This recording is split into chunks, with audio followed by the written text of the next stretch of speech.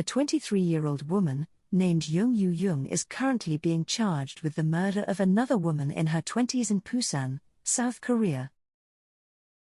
Obsessed with true crime stories, Jung allegedly set out to commit the perfect murder. She meticulously prepared for her crime by searching the internet for how to conceal a body, reading crime books, and watching true crime shows on TV. To find a victim, Jung downloaded an app that connects parents and tutors. She posed as the mother of a 9th-grade girl hoping to improve her English and matched with a tutor, whose name has not been released. Then, Jung set a date a few days later for the tutor to meet her daughter. On May 26, 2023, Jung dressed up in a school uniform she'd found at an online flea market and went to her victim's home with a knife.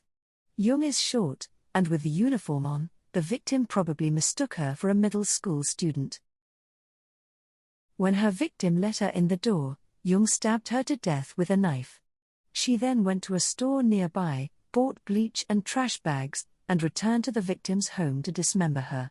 Jung also carefully collected the victim's mobile phone, ID card, and wallet.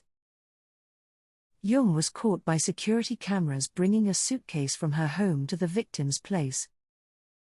Before leaving the victim's house, Jung changed into the victim's clothes since the uniform had blood on it.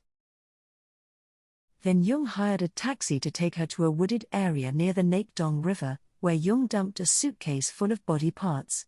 Jung's behavior struck the driver as deeply suspicious, and he reported her to the police. The police then found blood-stained clothing in bags and some of the victim's body parts at Jung's home. Jung was taken to the police precinct, where she initially denied the allegations against her.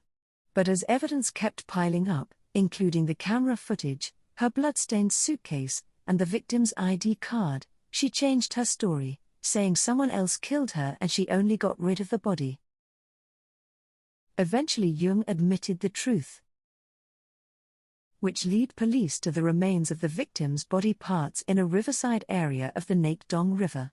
The rest of her remains were discovered at Jung's home. Jung told the police that she murdered the victim out of curiosity. She didn't know the woman personally, but her curiosity was piqued from reading novels and watching TV shows on murder. On June 9, Jung appeared in front of the press with her face covered under a hat and a mask as she was handed over to the prosecution. While leaving the Busan police precinct, she told reporters, "I feel sorry for what I did.